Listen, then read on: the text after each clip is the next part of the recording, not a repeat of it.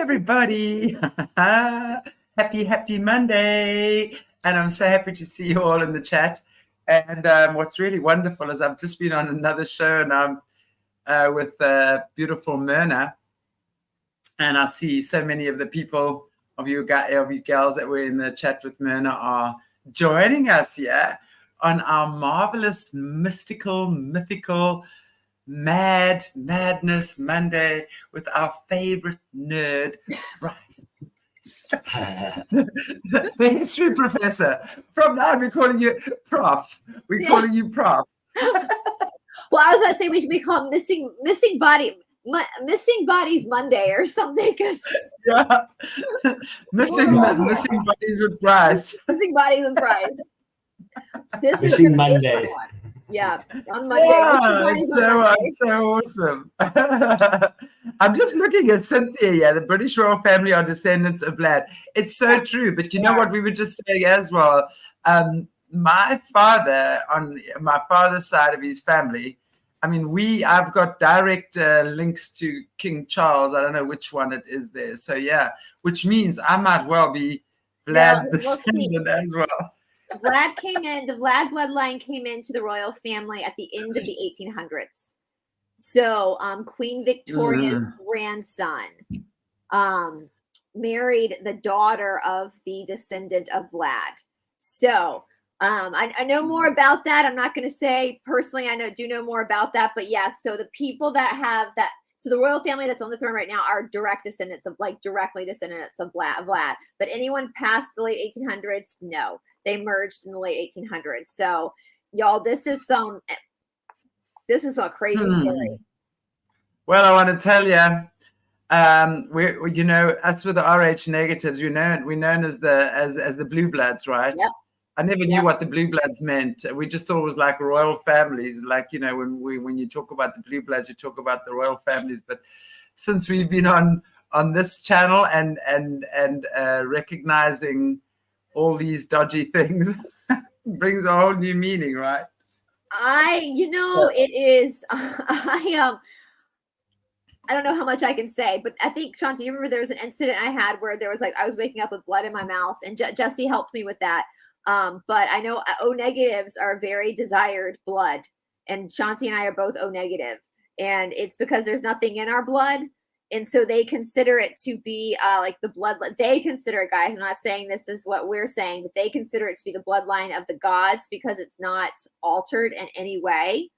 Now, that being said, as an O negative, we are the world donor. Like anybody can take blood from us because there's nothing in it to hurt anybody else. But so Chantelle and I are in a dire situations. We're each other's only saving grace. Yeah, I'm gonna be calling you saying, "Hey, bring me some of your blood. Give me some of your blood. Give me a kidney." Yeah, it's quite dangerous for O negatives in that situation. And if you're not technically, when I spend a lot of time in India, technically I should be wearing a medical bracelet because I'm O negative. Because there are predominantly more O negatives in Europe and European, so white people, than any other continent. So so when you're in Europe, you don't really need it because there's more. You're going to find an O negative somewhere. Yeah, but I think in Africa there's like 3%, if I'm not mistaken. Small. When I was actually looking into this, when I was 3% that are O negative, and I think it's probably us whiteys that are hiding in here. Yeah. We, for some reason, because all this, I have a couple of black friends who are also O negative, and we've made the same pact, so we would get each other out of a bind if we needed to, because, it's not gonna, like my boyfriend's A negative, so he can take blood from me and from another A negative, but he can't take A positive or any O positives, right? Because he doesn't have the rhesus factor either. So yeah, it's wild when you get into these bloodline families. And I think, Chantelle, you and I just fell through Scotty. Yes, Scotty, beam me up, Scotty O-neg. When I'm coming to Oz, I'm definitely going to be calling you. Hey. Oh, Scotty's an O-neg too. We need to have a private Facebook. Keep a bag of blood for me, Scotty. I know. We need to have a private Facebook group for all the O negatives, so we have each other's contact information. We're like, someone needs a kidney transplant. Who's up next? Who's next? Yeah, okay. Keep those kidneys healthy, y'all. Keep your body parts healthy. That's all. Right. Right. It sucks because I'm the only O negative in my immediate family. So if any of my immediate family, like sister, nephew, nieces, parents need a kidney transplant, I can give them one of mine, but they can't give me one of theirs. That's really how selfish. But I just want you all to know I'm very scared of a knife. So I ain't going to be giving away any of my body parts in a rush. But okay, if you needed them, I would. You know, some O negatives have like extra. Some O negatives have extra organs. Like I have an extra urinary tube. Like I think that's God's joke. Like what the hell am I going to do with an extra urinary tube? But I have that runs through your kidneys to your bladder. I have 2 on one side, 1 on the other. But I have another O negative friend here in Atlanta who has 3 kidneys. She got an extra kidney. That's common. So she should be happily giving away one of those kidneys. She got an extra one. Wow. Yeah, so but that's common with any RH negative. That's common to have like extra organs. Well, I don't want to know about my extra organs. I'm quite happy thinking I've just got the perfect amount of bodily organs. I only found out I was like in the 2nd grade, so I was like 8 when they found out I had an extra urinary tube. I was having problems with my digestive system, which is very common for RH negatives as well. And they were doing an ultrasound, and the doctor kept rolling over, and they're like, "Oh, she's got an extra urinary tube." And my parents were like, "What does that mean?" And the doctor goes, "Nothing. She just has an extra one." How funny. Anyway. Well, let's hear about Vlad the Impaler and his missing body, because that is like seriously dodgy. I mean, you know, when you're looking at those kind of bloodlines, man, I don't even know that body's dead, right? I'm sure it's floating around somewhere.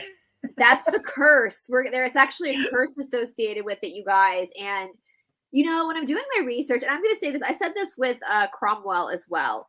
With Vlad's story, just like with Cromwell, there's a lot of military stuff going on. There's a lot of wars that are going on. And I'm going to just kind of skim. I'm going to give the important, petty, dramatic parts of his story. But if you are interested in military history, there are specific people who specialize in military history. So that is something that you want to learn more about. There is more information out there. But for the purpose of our story, for like the purpose of the freaking missing body, we're only going to skim the surface of the battles that he was involved in. And I do want to say, like, you know, it's the same thing with some of these, like Charlie Chaplin we talked about last week. Like, as a kid, I actually have a lot of empathy for Vlad as a kid. And we're going to get into it. But you see the choices that they make as an adult. And there's a lot of dodgy stuff around this family in general. Just very weird stuff that's going on. I also want to remind you guys, this is going to be something. So he was born in November-ish. So the scholars debate, you know, this is like obviously someone didn't write it down, you know, November-ish. Well, we know that these guys generally have like at least 2 birth certificates anyway. Yeah. The ones that are the hierarchy kids. So he must have been what would have been in those days considered to be a hierarchy kid, no doubt. With no actual, I mean, some people it's most commonly believed that he was born in 1431, but some scholars do say he could have been born as early as 1427. They're not 100% sure on his actual. We do know his date of death, but I went with 1431 because that's kind of the more generally accepted. It doesn't matter, right? It doesn't really matter. What matters is the story. So he was born into a royal family of Wallachia, and Wallachia is now modern day Romania. He was the 2nd legitimate son of Vlad II. So he was Vlad III, or Vlad Dracula as he became known. So his dad ruled Wallachia from 1436 to 1447. Now, Dad was the illegitimate son of Mircea. I hope I'm saying that right. Mircea the First. Now, the dad carried the name Dracula, which he passed to his son because he had been initiated into a secret, and I put backslash in my own notes, not so secret society called the Order of the Dragon. Y'all, I tried to do deep research into the Order of the Dragon, but you can't find a whole lot on it. That's not what I consider to be propaganda. Because the Order of the Dragon is it's told to us that it was an order that was created by the King of Hungary to push back against the Ottoman Empire. Because at this point, and the Ottomans play a huge part in this story, at this point, the Ottoman Empire is growing and is expanding. And where Wallachia was positioned on the map is kind of borders up against the Ottoman Empire. And then Hungary is kind of on the other side of it. So Wallachia, or Romania today, is kind of in the middle of this tug of war between Eastern Europe and the Middle East. And that's going to play a huge part in Vlad's story between this like tug of war.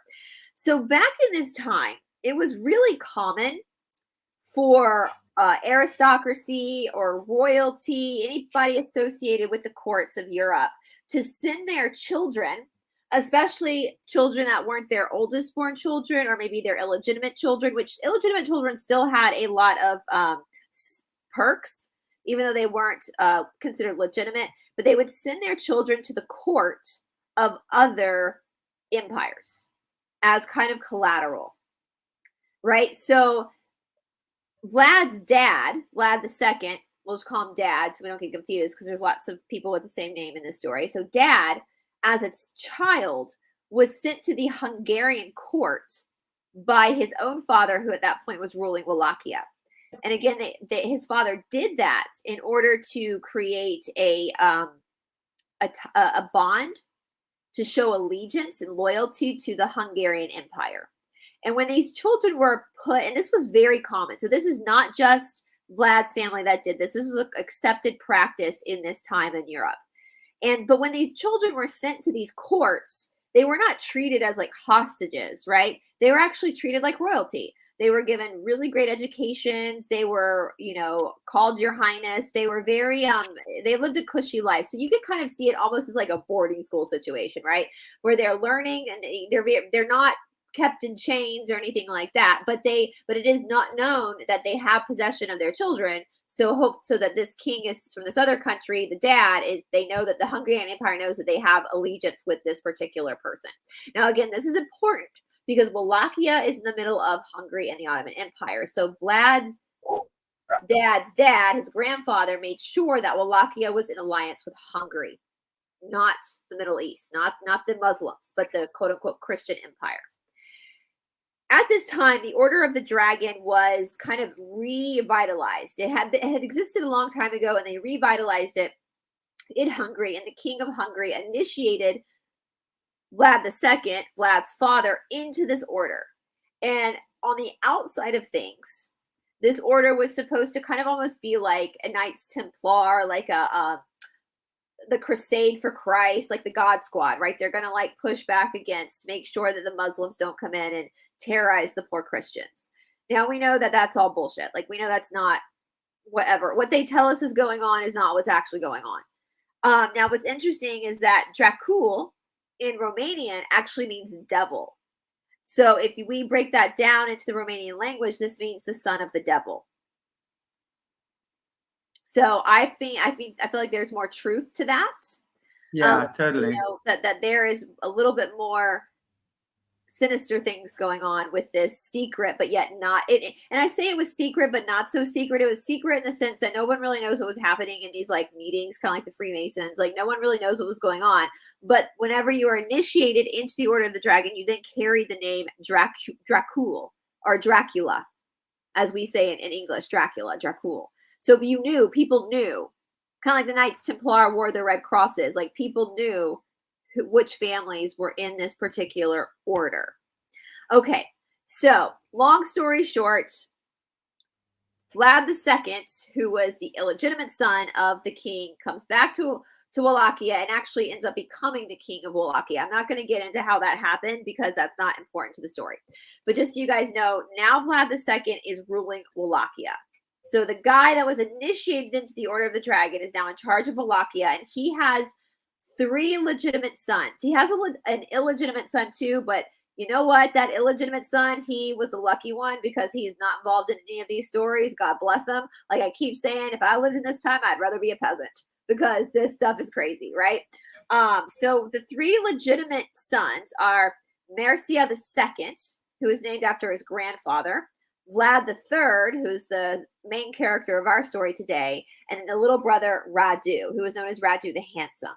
Now, again, they all carried, it was Mercia, Dracula, Vlad, Dracula, Radu, Dracula. They all carried the Order of the Dragon initiation in their name. So at this point, Vlad II, dad of Vlad III, the father, does something kind of petty, but I don't know why he did this. His father had set up the alliance with Wallachia and Hungary. And Vlad II grew up in Hungary and was initiated into that order from Hungary. But then Vlad II decided to send his younger two sons to be collateral in the Ottoman Empire. So he turned his back on the Hungarian Empire and made an allegiance with the Ottomans, with the Sultan.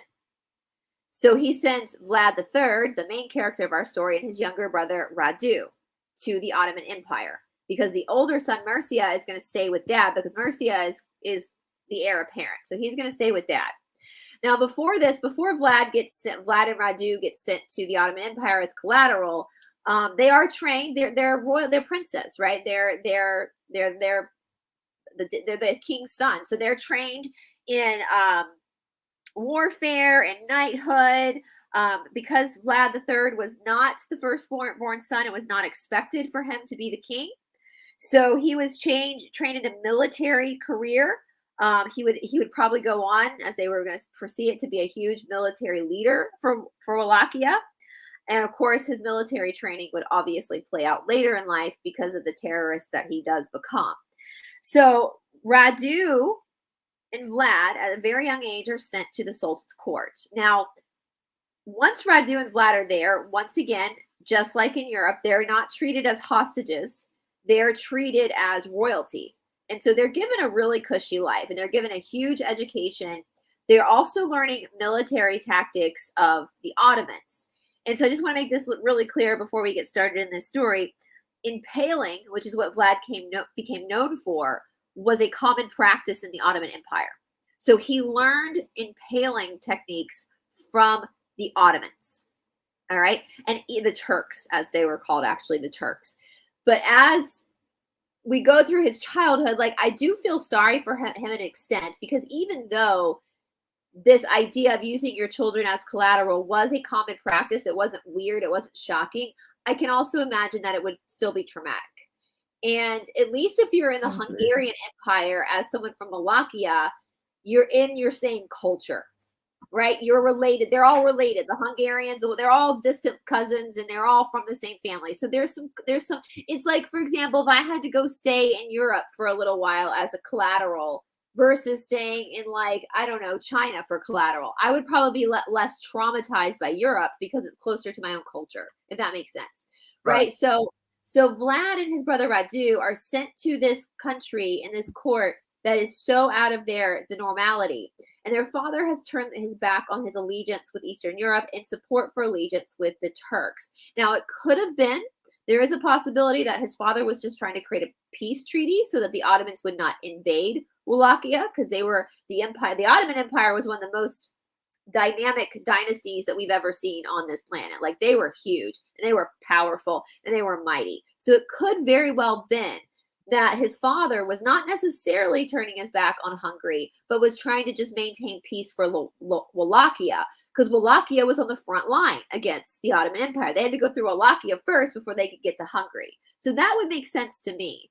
But anyway, so they drop Vlad II, dad, and older brother, the heir apparent, drop off little brothers, Vlad and Radu, at the Ottoman Empire, and they turn around and they go back home. Well, when they get back home to Wallachia, the regent, Hunyadi, who was the regent governor of Hungary, is pissed because they see this as a declaration of war. That Vlad II, the king of Wallachia at this time, has turned, they see this as him turning his back on Hungary. So they attack Wallachia. All of a sudden, a war is broken out between Hungary and Wallachia. And they take Vlad II off the throne and place his cousin on the throne, who also has a very similar name. So we're just going to call him Cuz, because I don't want people to get confused. They all got the same freak. That's the one thing about history. Like, nobody was original. Everyone's got the same name, right? Everyone's got the same name. So we're going to call him Cuz, the one that's sitting on the throne now. Now, this is where it gets brutal. So Hunyadi, the regent governor of Hungary, not only displaces Vlad II from the throne, but he captures Mircea, the heir apparent, at 19 years old, holds him captive. He had his eyes burnt out by red pokers and then buried him alive. So not only did he execute the heir apparent, but he did it in a very brutal way. So father went back because they captured him, and they don't know if he was either burned alive, Vlad II, or if he was beheaded. There's debate over it, but he was also executed. So meanwhile, Vlad II and Vlad III and Radu, the little brothers, are just hanging out in the Ottoman Empire. Like, they have no idea any of this is going on. And it takes a while for them to know that what's happened to their father and their brother, right? They have no idea. They just think all is hunky-dory. There's no Facebook. There's no Instagram. There's no text messages. It's freaking pigeons and people on horses. Like, it takes a while for news to spread. So what Vlad III doesn't know while he's hanging out with the Ottomans is that now he technically is the heir to Wallachia because his older brother is dead. His father is dead. But his cousin, who they see has betrayed them, is now sitting on the throne. All right. So in the meantime, while the boys are none the wiser, they're being schooled in the Ottomans. The father had also borrowed money from the Turks, borrowed military power from the Turks to help secure Wallachia. There's all these different complicated relationships going on. But the boys are getting educated. They're learning the Quran. Vlad the Third, who will become known as Vlad the Impaler, he's very resistant to the Ottomans. Like, he kind of is a troublemaker. He pushes back. But it is said at that point, the Ottoman Empire and the Sultan thought he was just, knucklehead little kid, boys will be boys, So they did quite like these boys. They had quite of a protective, like these cute little, like, Eastern European boys, right, in our court. Well, Radu the Handsome, and this becomes important because there is speculation that Radu, the youngest brother, was actually gay. And the fact that he was called Radu the Handsome kind of makes me believe that these speculations might have been correct. And this is important because Radu allegedly becomes the lover of the Sultan's son, who is the heir apparent of the Ottoman Empire. So Vlad, the brother, and the Sultan's son are on opposing ends of Radu.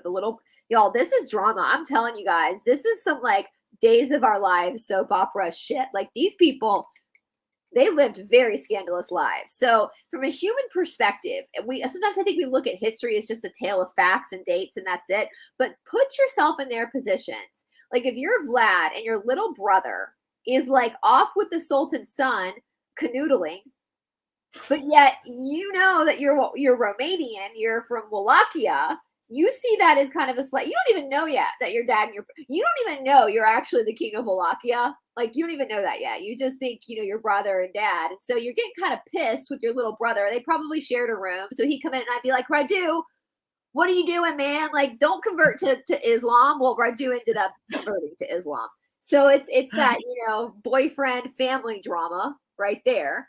And so it didn't seem at that point that being gay was that scandalous. Like, we see that a lot. I think it's more in our more modern times where we see that as being the scandal. It doesn't seem like that was super scandalous. It was just like, like, dude, come on, you're Wallachian. Like, we're not Turks, and we're not going to put turbans on, right? So once they found out that dad is dead, the boys technically no longer have to stay. They're not captive anymore. They're not collateral. They can leave if they want now because dad is dead. There's no more. That kind of null and voids that alliance. And so Vlad is, like, super pissed because he found out how his father died, how his brother died. And I can understand that. Like, he's super pissed. And he also now knows that dearly beloved cousin is now on the throne. So he feels like he's been betrayed by his own cousin. All right. Now, he's like, Radu, bro, let's get out of here and let's go defend our family's honor and get our empire back. And Radu goes, no, thank you. I'm going to stay here with my lover. So Radu decides to stay behind with the Sultan.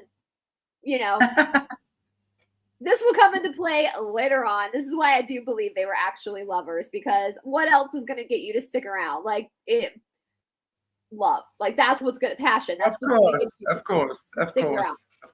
I mean, it So, wouldn't exactly be a business agreement, would it? They were, because there was no business they were doing other than marrying into each other's bloodlines. Right. They were just boinking each other, and so he decided to say, I guess, you know, sex sells, you guys. Like Radu was like, I don't really want my empire. You can take it. I'm gonna stay here with my lover, with my boo. You know, so I was gonna say with my boo. I'll say my boo. Let it turn me, call me the Sultan's love, call me the Sultan's bitch. I don't know. You know, so that kind of pissed Vlad off too, because he was like, damn it, Raju, really? You're gonna make me do this by myself?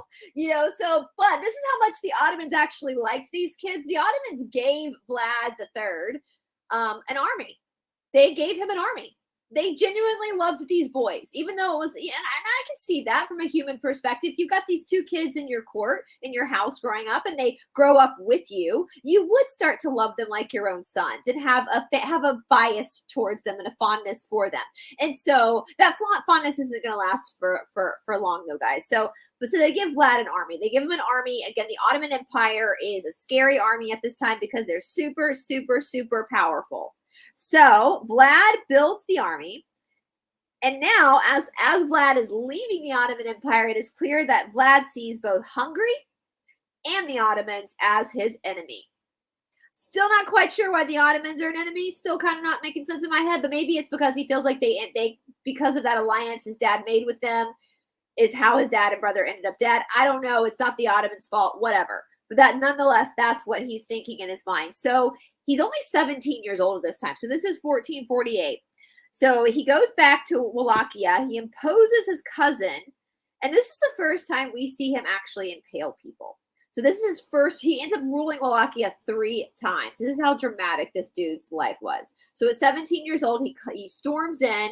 He takes back control of Wallachia and imposes his cousin. So it doesn't kill him, just imposes him. And he decides that he is going to invite all the nobles who told on his father, who basically went to Hunyadi in Hungary and said that his father had made an alliance with the Turks. So he sees these nobles of Wallachia as being his enemies too. So he invites the nobles to the palace for a dinner. Now, again, guys, this is nothing suspicious. This happened all the time. Like, if you watch any docu-series of royal families past, the nobles, the aristocracy, they were constantly at the palace with the royal family having meals. Like, this is normal. So there's nothing to be suspicious about this. So he brings them in, that feels they were responsible for his father and brother's death, closes the door, stabs them, and impales them. So this is the first time we see an impaling of and I think I saw like 2 pictures, guys, of a Vlad. I think up to 1 sketch. You guys know what impaling is, but yeah, it was bad. Yeah. And then he dined. So this is how sick he was. He ate while he watched them die. And apparently it takes like 3 days to die when you're impaled. You slowly start to slide down the spike. Now, once again. Yeah, but I think that, you know, when we look at these creatures of the night and how they like to do things, you probably ate them too, right? Yeah, that's I was about to get to that. There is talks of cannibalism and forced cannibalism. That is a part of this as well. So he's probably drinking their blood. I mean, that's the whole, yeah. I mean, look at that guy. He just looks like a sick SOB, doesn't he? Oh my gosh, look at that. Yeah. That is just crazy. Yeah. Oh, look at him. I'm kind of jealous of those eyes. Oh, they're all like marbly, beady eyes. They're like, oh, nasty. So nasty. He's got luscious. Do you think he really looks like that, though? Do you think he really looks like that? Yeah, I do. Because there's lots of different sketches of what they have of him back then. And I think this is the closest too. And he's got that under that, what do you call it? The jawline, that interbred jawline. Yeah, that Habsburg chin, that royal. Yeah, nasty. Oh, please take him off. I can't look at him. Oh. Yeah, he looks Eastern European like that. Yeah, I mean, like I said, he had great hair. I mean, he had that going for him. His hair was fantastic. All right, I'm sure you love that mustache. Not the mustache. That's a porn stash, you guys. Like that was disgusting. But that was like the worst. Actually, I'm sure. What is that? What you like, Brice? I'd be worried about you, girlfriend. Thick hair, very thick hair, luscious hair. You can have his hair. I'll have mine. Thank you. Oh, nasty. So. Ooh. I don't know. Maybe it's all that human meat. Who knows? But yeah, there was. It's like an insect. Oh my gosh. Disgusting. Well, I mean, you brought up the good point about the jaw. So that shows like major inbreeding, which we know that's what they do. No, the eyes as well. Look at those bulgy eyes. Yeah. Those bulgy eyes. They've got the eyes like, what are those dogs with the eyes that come out like that? Oh, I don't know. But inbreeding can cause mental instability and can cause people to go crazy. It's one, that's not abnormal. So it could have lended to him being a psychopath, right? So at this point, this is when I stopped feeling sorry for Vlad. Like when he was a little boy, I felt sorry for him, but not anymore. He's now making choices as an adult. So then, to make a long story short, I wonder if I mean, you know what? I'm just interested to know, because when you're looking at the way that the whole system works nowadays, like, when they do their 7-year-old rituals and the 12-year-old rituals, especially for the boys, right? Because that's when they do their first act of conscious or willing, what's the word? Cannibalism. I've no doubt that they are subjected to eating others before that, but that's when they actually first do their first cull and then they actually eat it. That's when they're 12 years old. So I'm wondering if you go back to those days, because these were obviously satanic bloodlines and stuff as well, right? I think they would have been. I think scholars believe he was sent to the Ottomans around the age of 5. So from 5 to 17, he was living with the Ottomans. So at 12, he would have been, and I don't know if I'm assuming the Sultan's bloodline family. I don't know. That would be a good question to ask Jesse if he would have been doing. I was going to say, I'll ask her. You can see, I'm like, excuse me, I'm going to switch off my sound because I'm coughing. Oh, you're fine. Yeah, you're fine, girl. It's just that impulse to throw up human body parts, like. I'm sorry, I could not handle seeing it. I don't like, even when I watch docuseries about people who got like executed, I can't, knowing it's just actors, I can't watch like beheadings. It just really disturbs me. So seeing someone impaled must have been, I'm sure there's still a lot of generational trauma from people in the Romanian area, from their ancestors, of seeing that. Because you guys, this is not the only time he's going to impale people. Like, this is going to become a habit of his to impale. But he did learn that from the Ottomans. Like, that was a common execution method from the Ottomans. So that's where it was not common in Europe, but it was with the Turks. So that's where he learned that from. So again, if you want to know more about the military history of what happens next, there are a lot of great military historians, but all I'm going to say is that he gets ousted and his cousin is reinstated. All right. So you can look into what happened there. We're not going to get to that because it doesn't lead to our story. He briefly goes into exile into Moldavia, where he is able to stay with his uncle and another cousin named Stephen. And we're going to call this cousin Stephen because he's the only Stephen, so we're not going to get confused. And he's also the good cousin. Well, good cousin to Vlad, not the bad cousin from the other side of the family that's on the throne and that's been put back on the throne of Wallachia. Now, remember, the bad cousin who's been put back on the throne of Wallachia is supported by the Hungarian government, right? So he's got the Hungarian Empire behind him. So Vlad runs to his uncle's house in Moldavia. Meanwhile, Radu is still hanging out with the Sultan, y'all, in the Love Palace. So he's having a grand old time eating grapes and being loved on, while Vlad is running around being exiled and impaling people.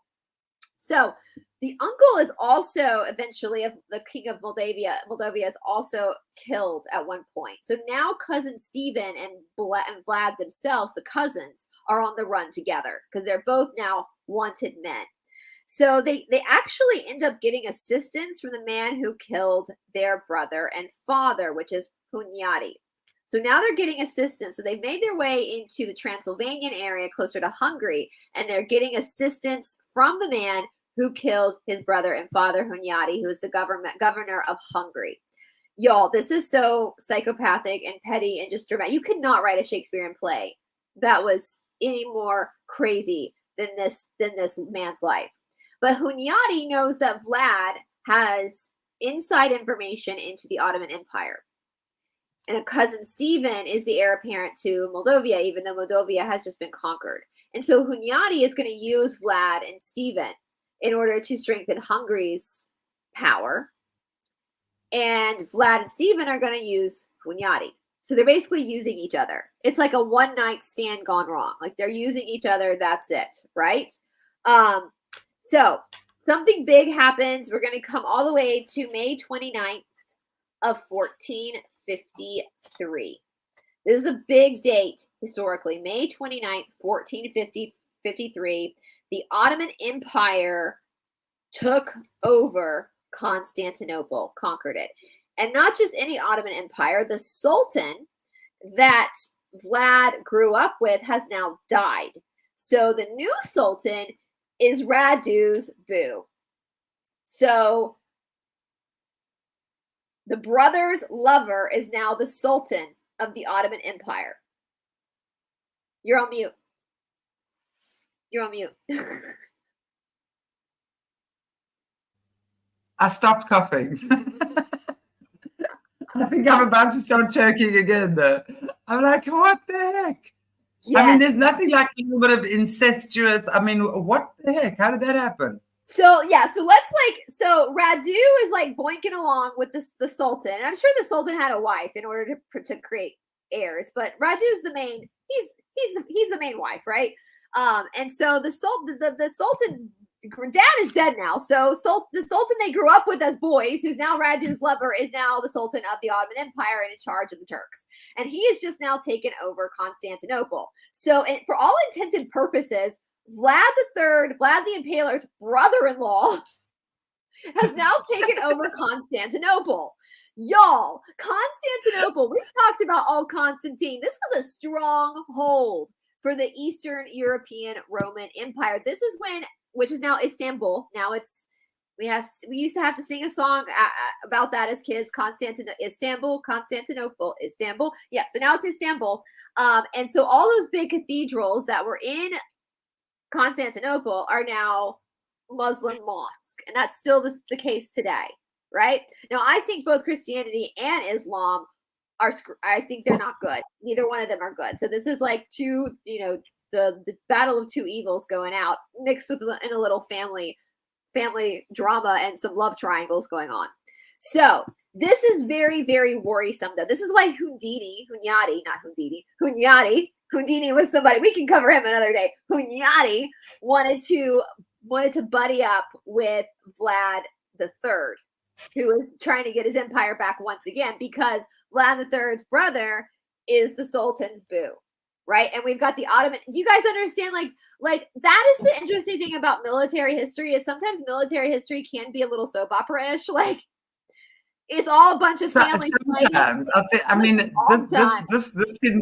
this can keep me entertained for weeks, I tell you. And I'm sitting here, Brice, exactly saying like, who was it that said a couple of weeks ago, can you imagine having you as our university professor? I would have passed with flying colors. I mean, it's so petty, y'all. It is so freaking petty. It is like love affair has gone wrong. Brother's mad at brother, but yet that's brother's boo. So let's get the best. Hunyadi doesn't like Vlad III, but Vlad III is indirectly connected to the Sultan who just took over Constantinople, which is also a huge trading route, right? That's like, it's a huge trading route for business too. So, like if you're Hunyadi, you're going,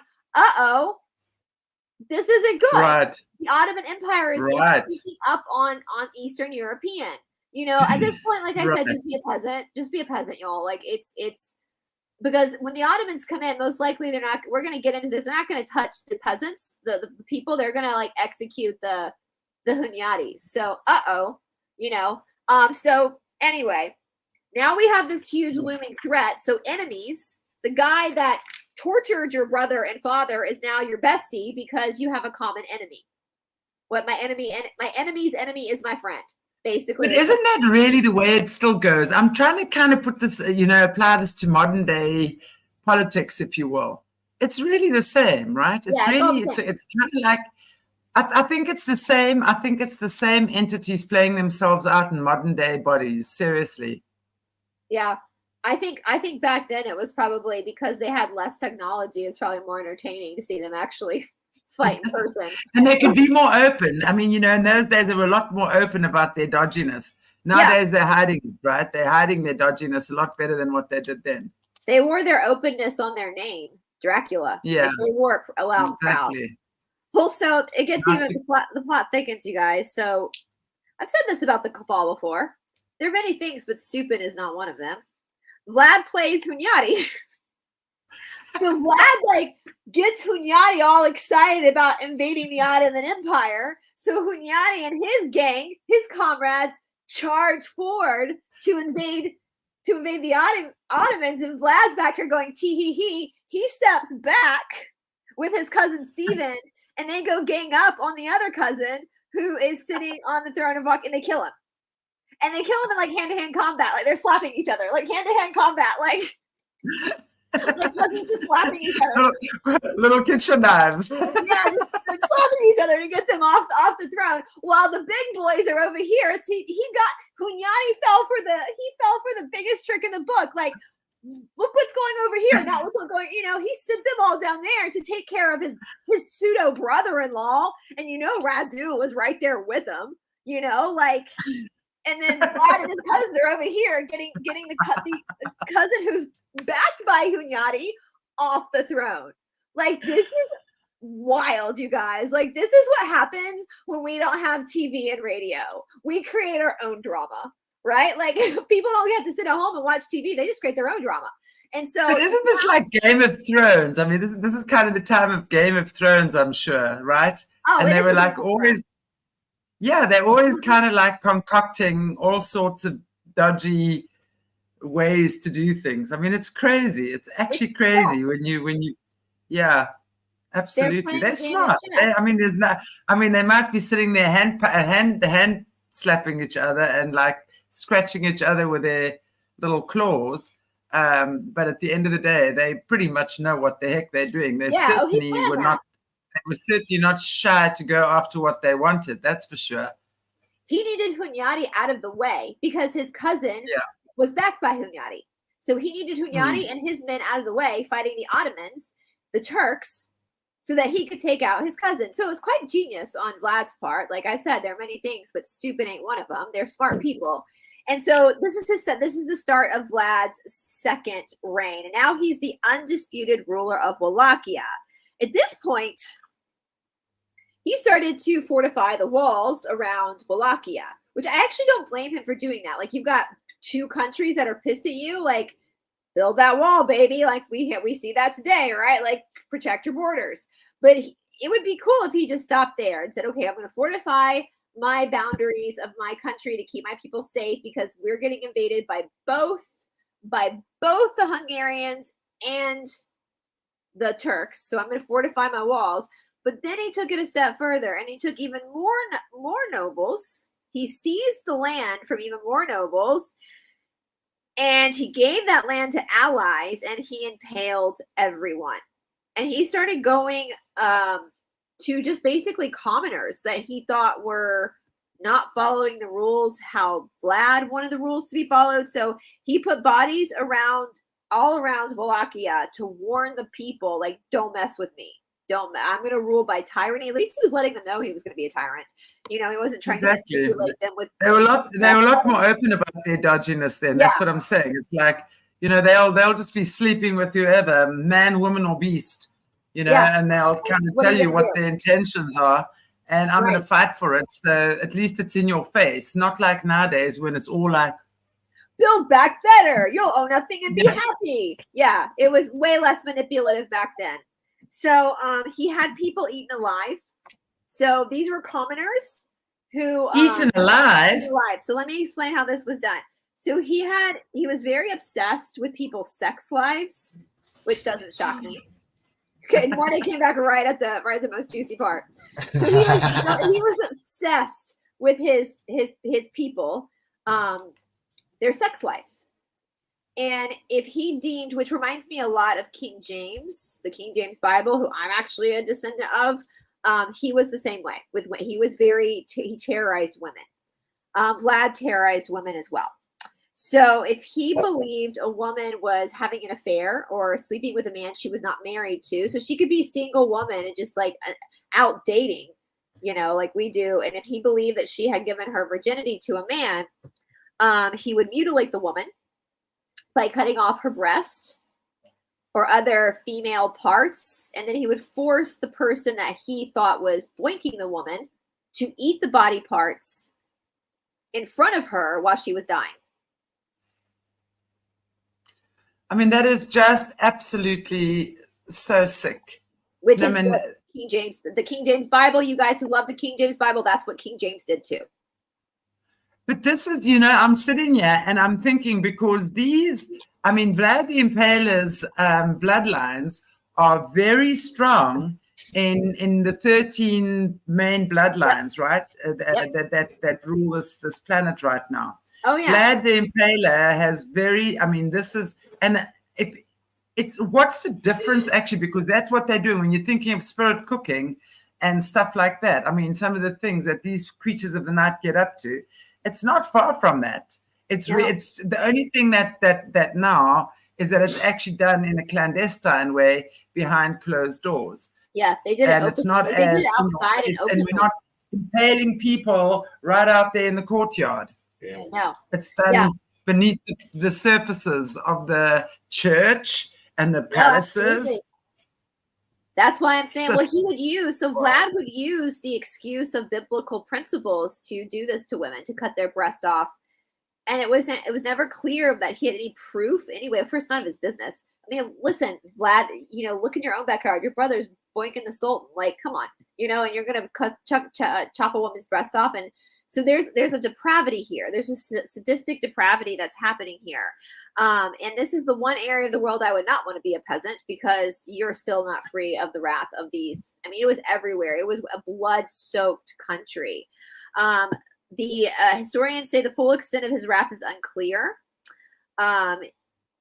Some people believe that the full extent was his evil ways was propaganda created by his enemies. Some believe that it was propaganda created by him to make his enemies fear him, but most historians believe this is actually accurate information, that he actually did this, and the full extent of his psychotic terrorism on his own people is unclear as far as like how deep he went into this madness.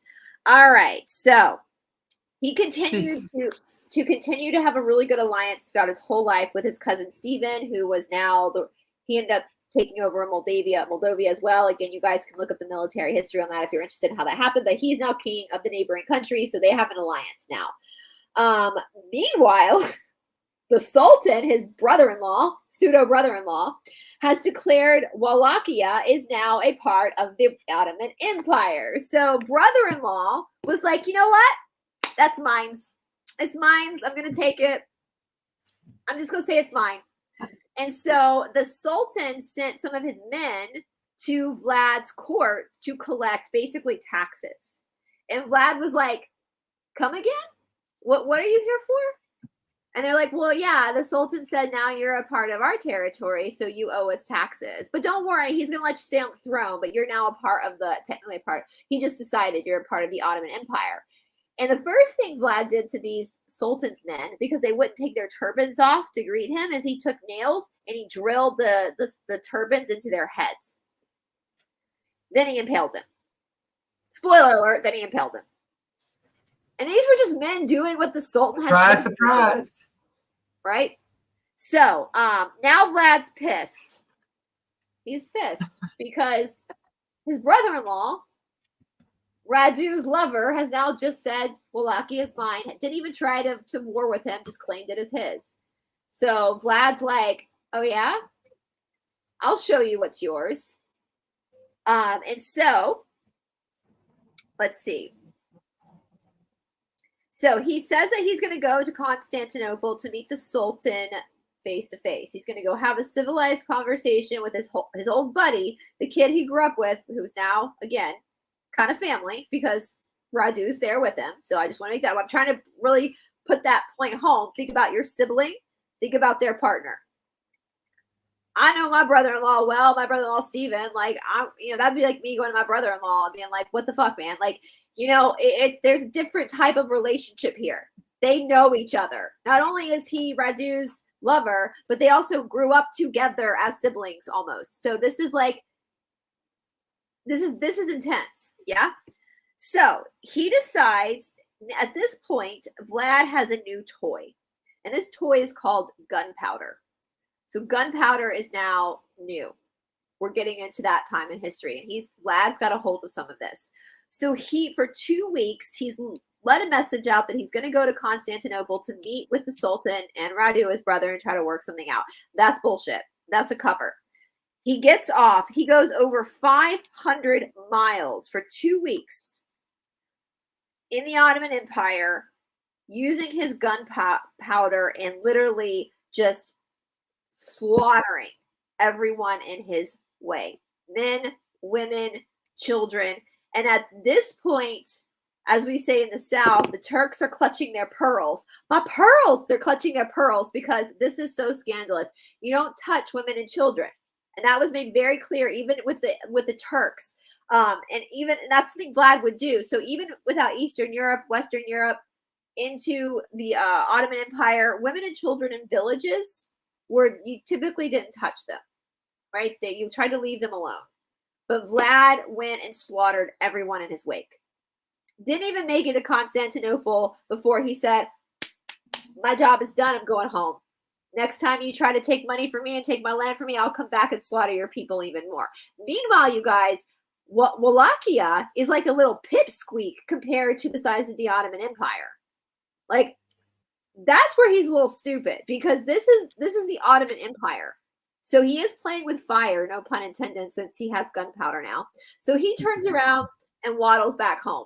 Okay? So then Sultan decided, when he finds out about this, that he's going to take Vlad III off the throne of Wallachia and put Radu on the throne. And this is why I believe they actually were lovers, because again, common sense would tell you, why else would Radu stay in the Ottoman Empire? And why would then the Sultan decide that, you know what I'm going to do? I'm going to take Vlad off and I'm going to put his little brother on, because his little brother is the next heir apparent to Wallachia, and he's my lover, and that will secure Wallachia for me. That's an alliance to Wallachia. All right. So they got to do this. They got to actually go to Wallachia to do this, right? So the Ottomans land on a small part of the Danube River belonging to Wallachia in May of 1462. Vlad was completely outnumbered. So he devised a plan to do a surprise attack on the Sultan. So the Sultan comes in closer to his castle, and he's got his castle surrounded. So the Sultan's idea is, we're just going to starve him out. We're just going to sit out here and starve Vlad out. In the meantime, Vlad's wife decides she can't take it anymore, so she jumps out of the castle to her death. So now this is another body on his father, his brother, now his wife, that he's pissed that these warring nations have cost him. Meanwhile, he's not taking into any accountability himself for the crap he's done. Yeah, hello. Let's talk about taking a little bit of responsibility for your actions. Yeah. Creepy creep. I mean, Vlad, if you didn't throw gunpowder on all these people, maybe your wife wouldn't have had to commit suicide. I don't know. It's just like a narcissist. They throw punches, and the minute you put a boundary up or try to defend yourself, all of a sudden you're the bad guy, right? So, all right. So let's set the scene. All right. So castle's here. All the Sultan's men are camped outside the castle, just kind of sitting there shooting the shit around the fire, waiting for Vlad to starve himself out. Wife jumps off. Oh, there goes the queen. Boom, she's dead. Okay, well, maybe Vlad will jump next. So Vlad's sitting in his castle going, oh shit, oh shit, oh shit, oh shit, oh shit. What do I do? So he devises a plan. Now remember, guys, Vlad basically grew up with the Turks. He knows their customs. He knows what they wear. He knows how to dress like them. So he puts himself into a disguise. And he goes down into the camps of the Ottomans and tells them that he's come from the Sultan's camp, and he needs, for any chaos they hear tonight, he needs them to stay in their tents, because they don't want there to be a distraction. There's going to be some stuff going on. Whatever.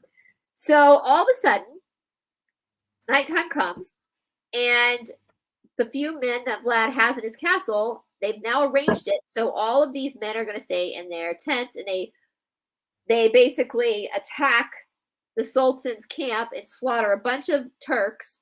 Vlad has it in his head that he knows exactly which tent the Sultan's in, so he's going to go personally and kill the Sultan, but he can't find the Sultan during the time. So once they realize they can't find the Sultan, with all the distraction going on, Vlad and his men run off again.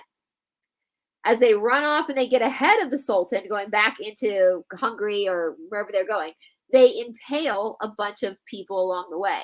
So when the Sultan's men finally try to catch up, what do they see but a bunch of dead bodies?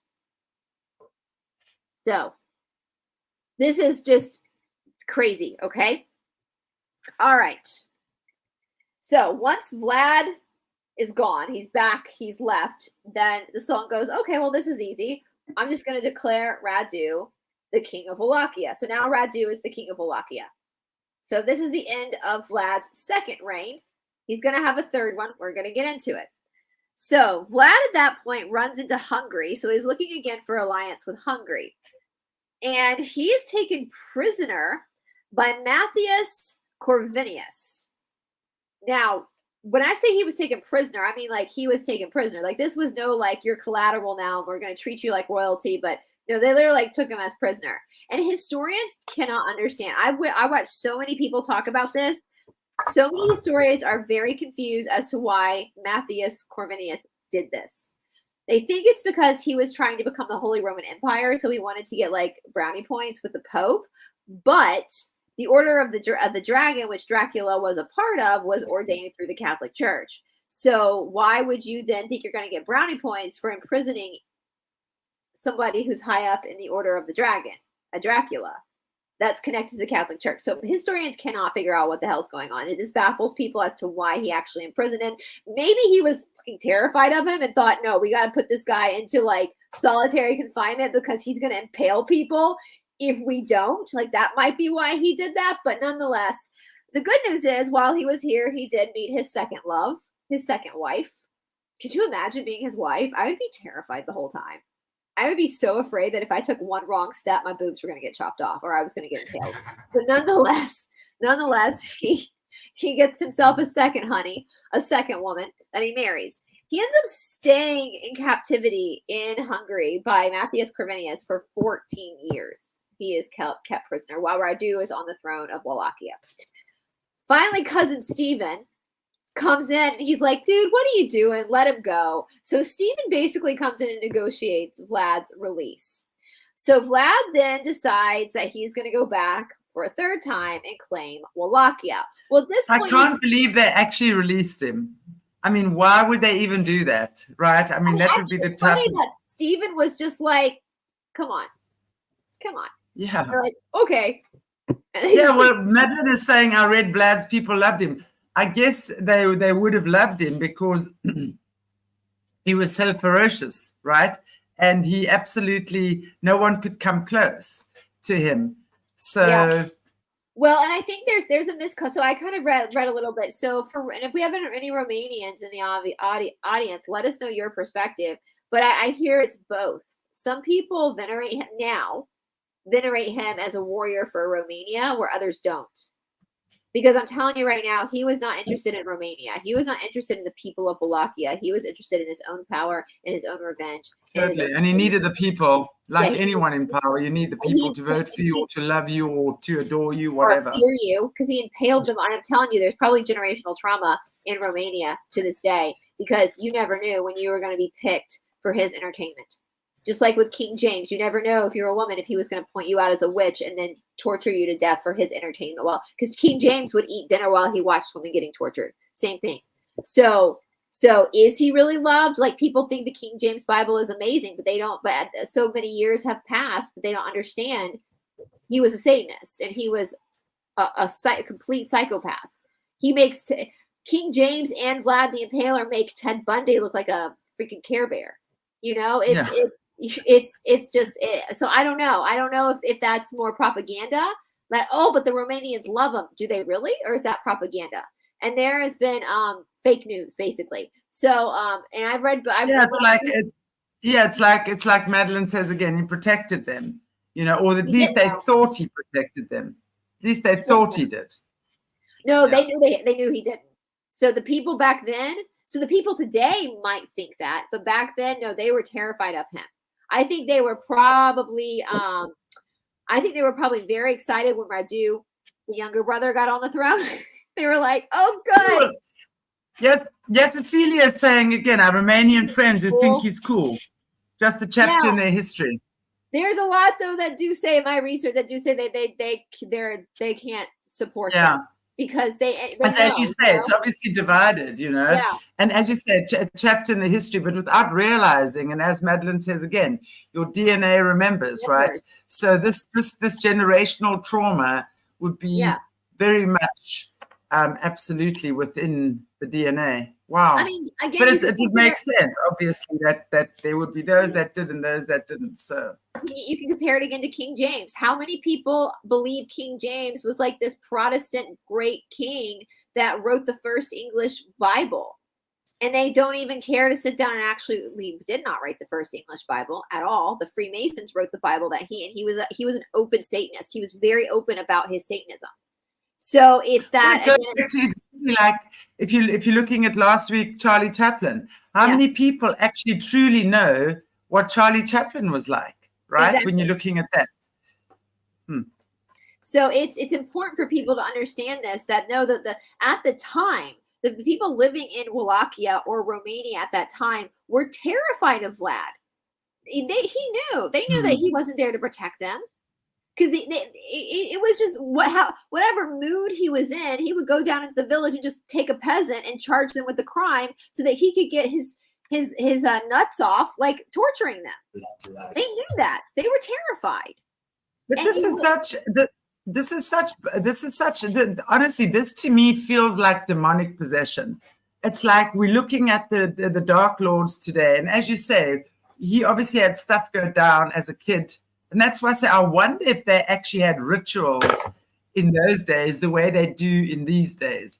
Because, when they do these rituals, that's when they have these demonic entities, whatever, work through these bodies. This is not human behavior. Human beings don't behave like this. It's not human behavior.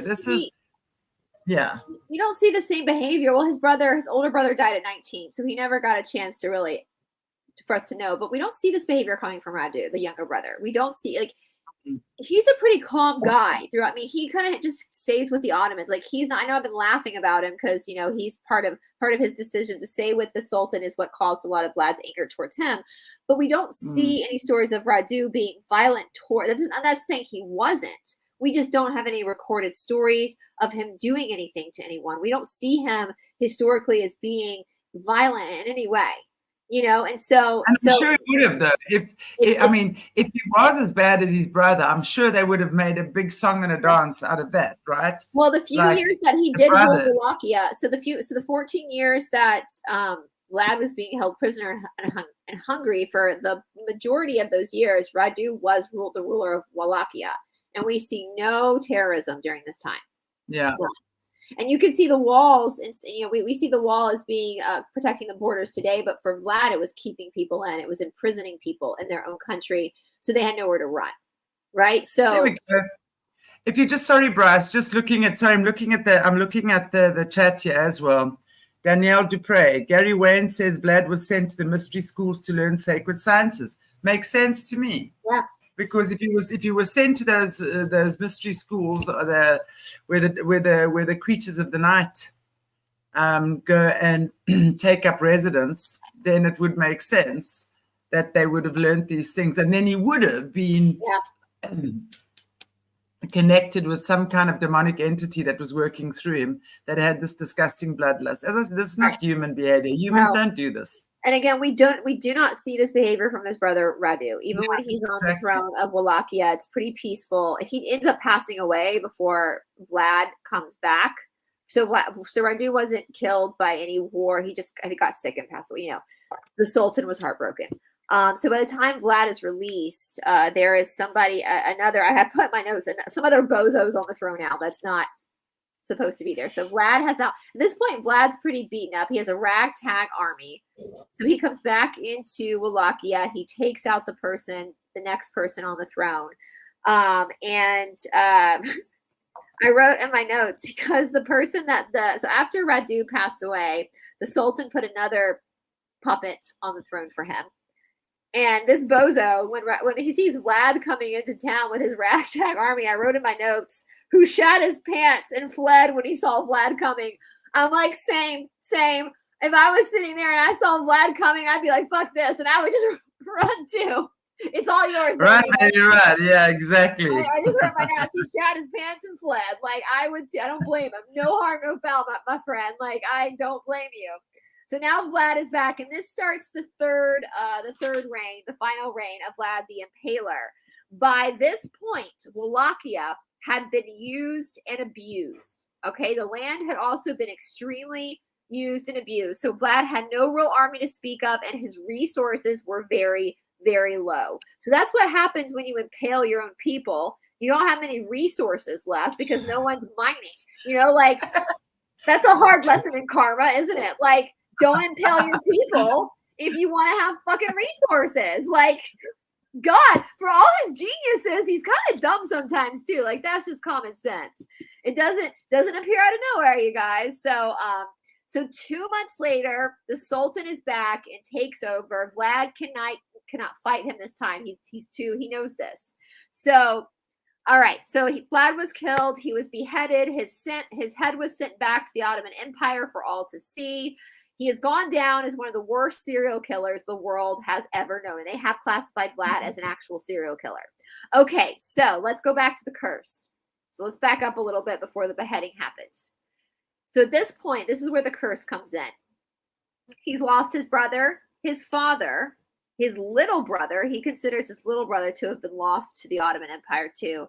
His wife and his dynasty. So he decides that he is going to literally sign an actual document because he knows he's about to be killed. He has said he signed a document to bring a curse against his enemies and that he would return after death to exact that promise. When he was killed and beheaded, what did you see him? Did he just walk across your...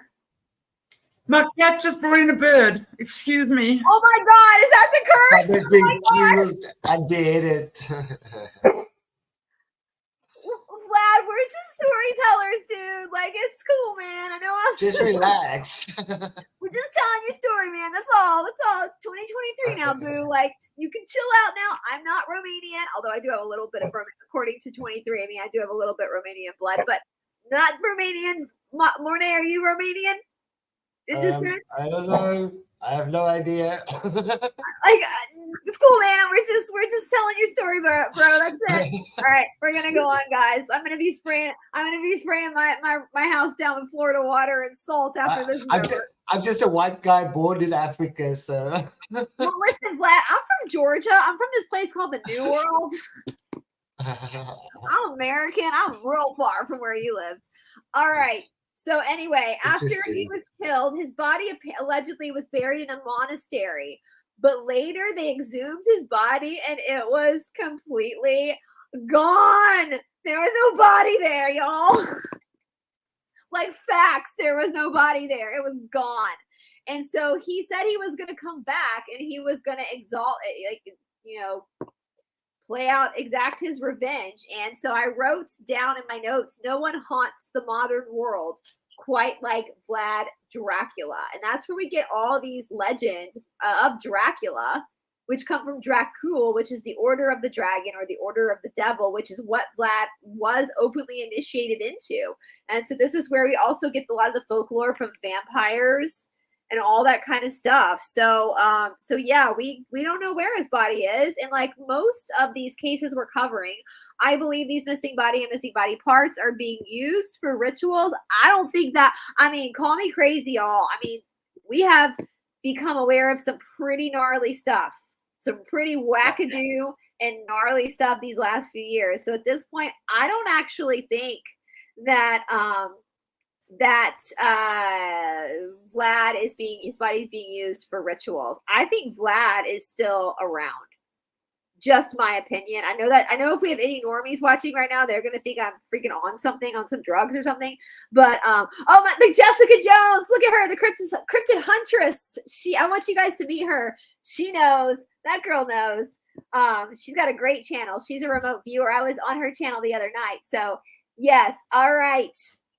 Awesome. Shanti, that was freaky. Well, my cat is very, very upset with me. But I got the bird, and the bird is out. Oh, good. It's not dead? Good.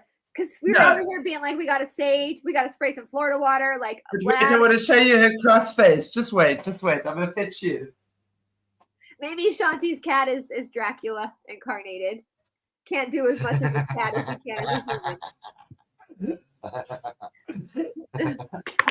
Animals are so... Look how mad she is. Look how mad she is. You took my boy.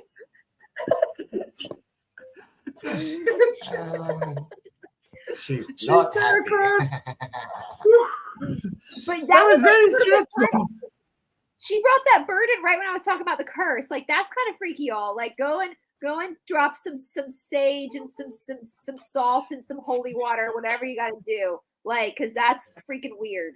That happened. Well, the curse has been broken because I managed to set her free. And we do know that some of Vlad's descendants are actually whistleblowers now. So that is, talk about correcting some karma, right? And talk about the fact that you cannot judge somebody by their family lineage, because every person has the responsibility for their own actions. And we know that there are descendants that are like, this is not cool. This is not good. Who have souls and are like, and I'm telling you guys, you look in your family line, we all got some wackadoo stuff in our family line. You know, all of us do. We all have someone that's like questionable. Not me. Speak for yourself. They're just perfect. Speak for yourself. Listen, I don't know if I told you guys this, but I've been doing some research into my dad's mother's line, or somebody else has been doing it. But anyway, I was doing some digging too, and I just found out on YouTube that my great-great-grandfather through my dad's mother's line is haunting a couple of buildings in Quitman, Georgia. There are actually YouTube stories of his ghost haunting these buildings. I'm just like, come again? Like, this is kind of comical, but also strange to see your own great-great-grandfather being the story of folklore that's haunting places. So you just never know what's in your family history. Well, that makes sense. Mysterious Monday surprise. Yeah. Old Stanley is still hanging around in Quitman. I feel like I need to kind of go down there and be like, you gotta go, Grandpa. You gotta go. Like, it's 2023. You died in the late 1800s. You got to go. But first, let's do a YouTube video. But first, can you, like, since I do carry your DNA, can you, like, appear on my YouTube channel? Because that would be exactly. With the vampire, it's an interview with the ghost. But yeah, I would be curious to see if Jesse or any of you guys, any of your guests that know more about this stuff, about the intricate stuff of this, like what they have to say. Oh yeah, no, we've actually. I mean, I got to tell you, when we did an interview with Jesse, and I'm going back probably 1.5 to 2 years ago, we spoke about Vlad the Impaler, and that's the first time. And Somerset Balanoff was watching that interview, and that's the first time. Yes, she mentioned my name on her website, and it was 2 weeks after that I had the attack when this person came into my house and literally with the intention of crushing my head in with a rock. That was then. And I'm telling you, I felt it when I read that. I felt that claw down the back of my spine. And that was then. So yeah, no, we spoke about that. And that was, in fact, I wonder if that wasn't round about the time that Jesse's son was killed. It happened not long before the attack on me. Yeah, because I remember that, and then like a month later, I got massively attacked, and Jessie called me, and she was going through her. Like we kind of helped each other because and my Somerset Balanoff. I did a huge deep dive on my channel into Somerset Balanoff. It was one of my most viewed videos, and it got taken down from YouTube. Yeah, it was after that. I think your, and I remember because before I even, we were even talking on to each other. You did. I remember seeing, I think you did something on Somerset Balanoff. And what we were doing, and it must have been round about then, Morné, if I'm not mistaken, right? When we did that interview with Jessie and she was talking about Vlad the Impaler. And because we wanted to know if Somerset Balanoff was even real, and she said yes, he was, and she's actually married to one of the they called him Vlad, but obviously he wasn't Vlad, but he was a direct descendant on Vlad. But we did do an interview with that. Yeah, her daughter's on Cannibal Clubs, so they would be. Yeah, she's got in New York, but doesn't she have those cannibal restaurants in LA? Yeah, and not New York. Yeah, whatever it is, I know that she's, and I even looked it up, right? And I must say, even looked it up at the time, and for sure there are these whatever, I couldn't remember. There was a name or something. Yeah, there's definitely a restaurant like that for sure. And I will say that actually gave me chill bumps, and I feel like, and you guys, I know I feel like we've been through so many attacks, some attacks that our audience are not even aware of that we've been through. Yeah, and that are very life-threatening. There's been very life-threatening attacks made to all of us, but we're always protected, and we always just keep pushing forward. And this might be kind of for creepy. Sure. The person we're going to cover next week is for actually sure. connected to Somerset. And it was so funny because it was not funny, but as I've gone along, I was just in prayer not too long ago, because and then I was seeing it was all during that time, and then not long after that then I found out my fiance was killed in a hijacking, was actually taken out in a hit, and that was so traumatic for me, because it was almost like it wasn't at the time, but it was after the time, but it was like one thing after the other, and that was such a traumatic thing for me, because it was like taking me right back to that time. Although it happened many years ago, but the whole emotions, takes you right back to that time. And just one thing after the next again. And then also driving with my mom, about a year, not quite a year ago, but a year ago, one morning, she was going to see my sister, and I was taking her in a shuttle. I was taking her early in the morning to the shuttle with which she was going, and so close. A car, and I don't think this guy realized that he had a trailer on the back of his car, but he missed me by that much. He overtook, and it was raining and everything, and it was like 4 or 4:30 in the morning, and I was like, whoa. And had he hit me, I mean, we would have gone down the side of that road and probably not had much opportunity of living. And that was revealed to me as well. That was that, and not that it came from them, but it's a spiritual thing, right? Yeah. So where I live, especially, So it's one kind of spiritual thing, and and I was like, what? I actually forgot about that. I just kind of put it down to an idiot who couldn't drive properly and who wasn't looking where he was going.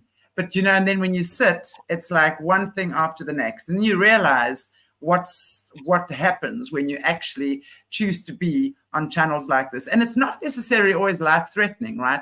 It's eroding at things, it erodes away at things and emotions that come up, arguments you have with people, frustrations, that is all designed to take your vibration and to make your vibration lower, always to lower your vibration. And if you're not on top of things, I promise you it will get to you at some point. Oh, absolutely. So as long as we understand what's going on, then we can deal with it. But yeah, one thing after the other. You have to be really, that's one thing I will say that I'm grateful for with all the attacks. It's made me tough. It's made me really tough. Because you have to. And you're such a sweetheart. Thank you. Oh wow! Look at that. Thank you, Joanne. But yeah, I got chill bumps because the person that we're going to talk about next week, I'm not going to give any spoilers right now, but is connected to Somerset Balanoff. So I always believe that God is the one nudging me to different people. Let's be defiant. Let's be defiant. We're still. It must be off that we're still here. Like they can't scare me. And I keep all the people that do healing things on me are always like, dude, you are so protected. Like, I know you get affected by it, but you are heavily protected. And so I trust that. And I know that. And if someone tries to break in, like a physical person is sent to break into my place, guess what we have in America? You're not going to get very Well, I don't have those. Thank you very much. No, thanks. I promise you something now. I do not ever want, and I will tell you that as well. In this country, for someone not to have a gun, I will not have it. And my fiance that was killed in a hijacking, and not long before he was killed, he was actually attacked coming out of Johannesburg one night by 5 guys and what have you, blah, blah, blah. Nothing too serious, but obviously a big scare. So we decided then we were let's get guns for self-protection, right? Yep. And they were 38 specials. So we go and they were like, so we bought 2 38 specials. And I was like, I don't want to touch. I mean, I grew up on the farm, right? So I didn't touch it until then. We went to the farm the next time, and then I went target shooting. And there was, I think, 5 or 6 rounds you can put in there. And every one of them, I'd never shot a gun in my life because my father would not allow us to shoot as girls, right? Girls, he always said, girls, women give life, we don't take life. You don't need to learn how to shoot. That was my father's theory. So I shot for the first time, and I had like all of them, either bullseye or close to bullseye. But so it's like I somehow knew how to shoot. But after he got killed, it was like, I knew there was no ways I even wanted anything of that. So I took it. I gave it to the cops. I said, boom, you have it. Thank you very much. I've got my other protection. I don't need a gun. Thank you very much. That's we need it in the United States. We need that self-protection because like when I was dealing heavily with my stalker and the cops came to check out my property to make sure we're safe, they asked us if we had protection. And we my said, vibration is my protection. I've proved that to myself time and time again. And I'm going to stick with that. And I'm not saying everyone else has to have that. Everyone does what they need to. But yeah, I've had someone. All of our bad guys have guns too. So you know, let them have fun with them. Let them have fun with them. Let them kill each other with them. If someone's breaking in with a gun in your face, like you gotta react. And so yeah, so that's the luck I have is that I live in a country where we are allowed to legally protect ourselves, have self-defense, and you're allowed to do it as well. You just do. You've got to have. I mean, our laws are a lot stricter, believe it or not. Although there's so many people walking around with illegal guns, but our laws are a lot stricter here in South Africa. I mean, you guys can walk into a gun shop and buy a gun. We can't. You've got to first apply for your license. You go to the gun shop. You decide, okay, I want that gun. You then have to apply for the license for that gun. And only once your license is approved, then and it takes months. Yeah, we have to do that too, depending on the state. So it's a state issue here. So some states are stricter with that. Some states aren't. So Georgia, like my boyfriend has a license and he had to do this. He had to go through that, turn in a social security number, wait a few months, get approved, all that kind of stuff. But now Georgia just took away that. So now it's easier for people which actually they did that when everything the ante got upped with like the government overreach. And so they gave Georgians even more freedom to get self-protection because that's in our Constitution. That is why we have the Second Amendment. It wasn't to protect each other from each other. It was to protect us from the government so that the government would not be able to, we would be able to overthrow them if we needed to. And so it depends on where you are. There's some states that are super strict on that. And you have to really go through a lot of background checks. And there's some that aren't, it just depends on the governor and the state that you're in. So anyway, but yeah, no, I say bring it on because we have been going for almost 4 years now and we're still going. But despite all the attacks, everything we've all been through, we're still going forward. And so bring it on. And it just gave me goosebumps to think that the person we're planning, I didn't even know the person we're planning on doing next week had any connection to Vlad whatsoever. And now I know that connection is Somerset Belanoff, which is freaky in itself. So, and he also looks, the guy we're covering next week, it looks a lot like the Kardashian, what's his name? Scott, the Disick, the father of Kourtney Kardashian's daughters. Just interesting. Not saying there's any relationship there at all, but he looks a lot like the guy we're covering next week, just so you guys know. Well, I feel sorry. I mean, those Kardashians and Jenners and whatever they are, I don't know. There's some weird stuff going on there. I'm just happy it's not me. I like to live my life in my little humble home in the ass end of Africa with the most beautiful beaches around me and my birds and my cats. And I love saving birds from my cats. It's my favorite thing to do. And mice and lizards, yeah, they all get saved. Take that, Dracula. You're not going to bring any dead birds into my house. Absolutely. No. I'm excited. Okay, next week's gonna be fun. Yeah. Next week is gonna be the big drum roll for one of the most interesting missing body parts that we have of these historical figures. So. Okie dokie. Well, I look forward to that. So we look forward to next week to see what that holds. Okay, y'all. Well, I want to say thank you so much for joining us again for another fun-filled Monday with Professor Brice, Prof. Brice. Brice. And we shall see you next week with some more fantastic research for us and whatever that holds. And I want to just say, thank you so much, everybody. And what do we have on this week? Jessie is hopefully back for one show on Wednesday for all your Jessie fans. She's had a bit of time that she's needed with some family stuff going on, so please just keep her and her family in your prayers. I think there's a lot of stuff going on. My mama's feeling a lot better. Gosh, it was a crazy time with my mom, and her arm is still quite hectic, but I'm on it, and lots of it's so crazy at the moment. And then we have Caleb again on Thursday. I can't even remember what we got on this week, but I think the schedule's there. And of course, I've just had a lovely Morné Luther in the chat as well for a beautiful show with her, and your amazing journey. So catch her interview from today as well. So love you guys. Take care of you. God bless you all, and I wish you lots of health, lots of wealth, and lots of abundance of all the good things in life. Take care of you. We'll see you soon. Bye.